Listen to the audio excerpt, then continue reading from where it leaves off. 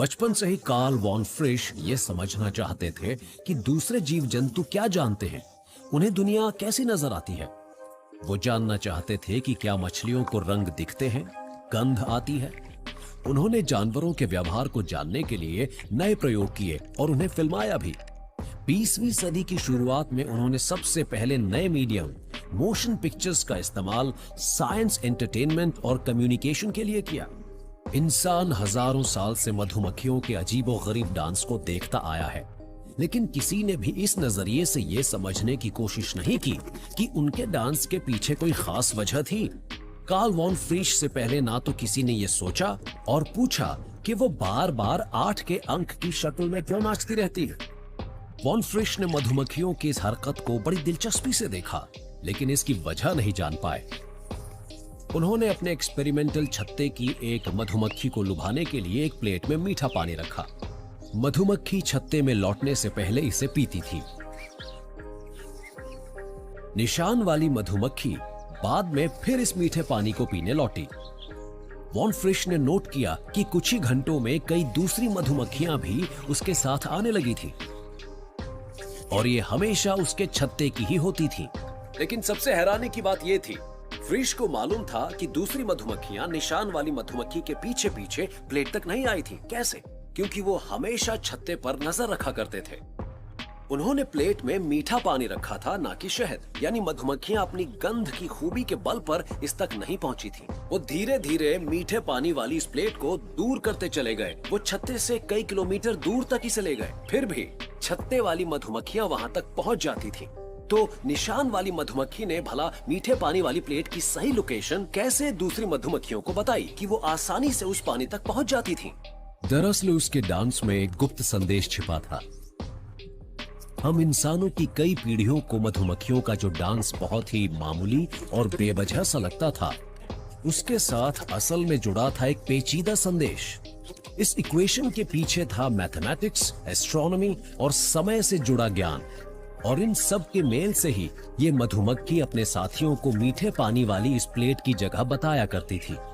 ये मधुमक्खी सूर्य के कोण के जरिए खुराक की दिशा बताती थी। वॉन फ्रिश ने नोट किया कि जब मधुमक्खी आगे की तरफ डांस करती तो मतलब होता सूर्य की तरफ उड़ो, नीचे की तरफ चलती तो मतलब था उससे उल्टी दिशा में जाओ, और बाएं और दाएं जाकर वो खुराक की एकदम सही जानकारी देती जो कई किलोमीटर दूर भी हो सकती थी।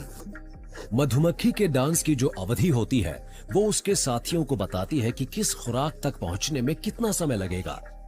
वो तो डांस के जरिए जाहिर किए जाने वाले संदेश में हवा की रफ्तार को भी शामिल करती थी। और ये साल के हर समय हर छत्ते के मामले में सच था, चाहे वो कोई भी महाद्वीप क्यों ना हो। मधुमक्खियां ये गणना बखूबी कर लेती हैं। मैंने इसे पहली कॉन्टैक्ट स्टोरी क्यों कहा? इंसान और मधुमक्खियां ये एक दूसरे से बिल्कुल अलग प्रजातियां हैं और इनकी विकास प्रक्रिया का जो रास्ता है वो 60 करोड़ साल पहले अलग हो गया था। फिर भी जहां तक हम जानते हैं, इस ग्रह पर सिर्फ ये 2 प्रजातियां ही एक ऐसी सांकेतिक भाषा को रचने में कामयाब हो पाई जिसकी बुनियाद में है मैथमेटिक्स और साइंस। लाखों साल से मधुमक्खियों के साथ रहने के बावजूद हमने इनकी पेचीदा बातचीत के बारे में कभी नहीं सोचा। वॉन फ्रिश के बाद वाले दशकों में हमें मिली मधुमक्खियों से जुड़ी जानकारियों ने इंसानों को शर्मसार कर दिया है और पृथ्वी पर इंटेलिजेंट लाइफ के बारे में हमारे आइडिया को हमेशा के लिए बदल कर रख दिया है। आजकल हम एक ऐसे दौर में रहते हैं जब दुनिया के लोकतंत्र बड़ी नाजुक हालत में है, पर हर जगह ऐसा है ये बात भी सच नहीं। जहां हर सदस्य की आवाज सुनी जाती है, जहां भ्रष्टाचार है ही नहीं, जहां समुदाय तर्क और डिबेट के जरिए एक राय हासिल करता है, न कि दूसरों पर राय थोपता है। और ये ऐसे ही जगहों में से एक। मधुमक्खियों के छत्ते में राजतंत्र नहीं चलता जैसा कि आमतौर पर माना जाता है। क्वीन बाकी मधुमक्खियों पर एक छत्र शासन नहीं करती। उसकी भूमिका तो सिर्फ बच्चे पैदा करने की है। आप हैरान होंगे कि मधुमक्खियों को अगर सही खुराक और बढ़ने की पर्याप्त जगह मिले तो उनमें से ज्यादातर क्वीन बन सकती हैं। गर्म मौसम में और पेड़ों पर फूल खिलने पर क्वीन रानियों की एक नई पीढ़ी को अपनी विरासत थमा देती है। किसी छत्ते में यह वक्त आता है बसंत के आखिर या गर्मियों की शुरुआत में, जब छत्ते की तकरीबन आधी यानी 10,000 मधुमक्खियां बेचैन होने लगती हैं। ये तय करती हैं कि अब अपने मूल छत्ते को छोड़ एक नई कॉलोनी ढूंढने का समय है, जिसकी जगह उन्हें मालूम नहीं। विदा लेने के बाद फिर ये वापस नहीं लौटती और इस तरह घर छोड़ने के लिए काफी हिम्मत चाहिए, अनजान को चुनने के लिए, जोखिम उठाने के लिए। मूल छत्ते में एक नई रानी सत्ता संभाल लेती है और पुरानी क्वीन मदर के पीछे पीछे मधुमक्खियां एक नई जगह पहुंच जाती हैं। इनके सबसे सीनियर स्काउट कहलाने वाले सैकड़ों सदस्य 5 किलोमीटर के दायरे में टोही मिशन पर रवाना हो जाते हैं। ये स्काउट बेहतरीन नए घर के लिए स्थानीय पेड़ों की जांच पड़ताल करते हैं और इन्हें कोई मामूली जगह पसंद नहीं आती।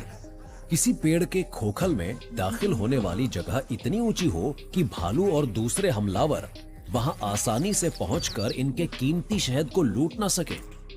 इलाके का आकार भी बहुत अहमियत रखता है। मधुमक्खियां हाइबरनेट नहीं करती। इन्हें लंबी सर्दियों के दौरान जगह को गर्म करना पड़ेगा और पर्याप्त खुराक यानी शहद भी बनाना पड़ेगा ताकि सर्दियां गुजर जाएं। हर स्काउट को छत्ते वाली जगह की ऊंचाई, चौड़ाई और गहराई नापनी होती है। अगर ये जरूरत से ज्यादा छोटी या बड़ी हुई तो अगले बसंत से पहले पूरे झुंड का सफाया हो जाएगा। सभी स्काउट्स के लौटने पर अब मधुमक्खियां अपना सालाना कन्वेंशन करती हैं। हर स्काउट छत्ते में खास जगह पर बैठता है। यहाँ से वो अपने द्वारा खोजी सबसे अच्छी जगह का विवरण बताता है। घर ढूंढने की ये कोशिश बयां की जाती है इनकी साइंटिफिक और मैथमेटिकल भाषा में। सैकड़ों स्काउट अब अपने ऐसे डांस के जरिए खोजे गए घर के बारे में बताते हैं। शुरू में इनकी राय में काफी फर्क होता है और हरेक के अपने कुछ अनुयायी होते हैं। हमारे ऐसे सियासी सम्मेलनों में लोग अक्सर झूठी बोला करते हैं। हम इंसान अपनी बात को मनवाने के लिए हर तरह का पैंतरा अपनाते हैं, चाहे फिर वो अच्छा हो या बुरा। पर मधुमक्खियां ऐसा नहीं करती। हमारे और इनके दोनों के ही मामलों में सच और ईमानदारी तय करती है आने वाले कल को। लेकिन पता नहीं क्यों हम आसानी से धोखाधड़ी का शिकार हो जाते हैं। लेकिन ये जो मधुमक्खियां हैं ये तो सिर्फ सच पर ही टिक कर अपना काम करती हैं। इन्हें तो सटीक होना ही पड़ता है, ये गलती नहीं कर सकती। ये एक रहस्य ही है कि ये सही और गलत में फर्क कैसे कर लेती हैं। कुदरत बेवकूफ नहीं बन पाती। छत्ते के लिए सबसे अच्छी और नई जगहें ढूंढने वाला स्काउट्स सबसे जोरों से डांस करता है। कई दशकों के वैज्ञानिक अध्ययनों से इस बात की पुष्टि हुई है कि हर मधुमक्खी के दिमाग में एक योग्य घर की तस्वीर बनी होती है। साथ ही छत्ते के सदस्य सिर्फ सबसे अच्छा डांस करने वाली मधुमक्खियों की बात आंख मूंद कर नहीं मान लेते। कई तो उस जगह को देखने के लिए खुद ही जाते हैं। यानी जीना है तो आलोचना को सहना सीखना होगा। इनके फैक्ट चेकर्स उस जगह को चेक करने के लिए जाते हैं। जरा सोचिए, डांस वाला संदेश कितना सटीक होता होगा। इसके जरिए हर मधुमक्खी पूरे जंगल में किसी एक खास पेड़ का पता दे देती है। स्काउट हर बार अलग अलग पेड़ तक जांच करने के लिए जाते हैं। अगर खोखल वैसा ही अच्छा निकलता है जैसा बताया गया था, तो ये मधुमक्खियां भी छत्ते पर लौटकर उसकी तारीफ में डांस करती हैं। ये स्काउट ना तो धोखा देते हैं, ना मारपीट करते हैं और ना ही बेईमानी, और यही सबसे पहले एक राय पर पहुंचते हैं। लेकिन फिर भी बाकी सबको भी मनाना होता है। तो जब ये सारी मधुमक्खियां एक जैसा डांस करने लगती हैं, नई जगह को घर बनाने को लेकर सहमत हो जाती हैं, तभी माइग्रेशन शुरू हो सकता है। पहली उड़ान के 60 सेकंड के भीतर 10,000 मधुमक्खियां एक साथ अपने नए घर की तरफ उड़ने लगती हैं। सूरज इनके कंपास की भूमिका निभाता है और इनकी लीडर होती है इनकी क्वीन। इनका झुंड एक तरह का सामूहिक दिमाग है और इसमें हर मधुमक्खी का अपना अपना योगदान होता है। अब क्योंकि घर मिल गया है तो वक्त है अनपैकिंग का, इसे सजाने का, खुराक जमा करने का और यहां अपना छत्ता बनाने का, जब तक मौसम गर्म नहीं हो जाता और पेड़ों पर दोबारा फूल नहीं आ जाते। और ये सब लाखों साल से चलता रहा है। मधुमक्खियों की जिंदगी से जुड़ी इस गहरी जानकारी को जुटाया था कार्ल वॉन फ्रीश ने, जिन्होंने सबसे पहले इनकी सांकेतिक भाषा को समझा और एक बिल्कुल अलग तरह के दिमाग के साथ संपर्क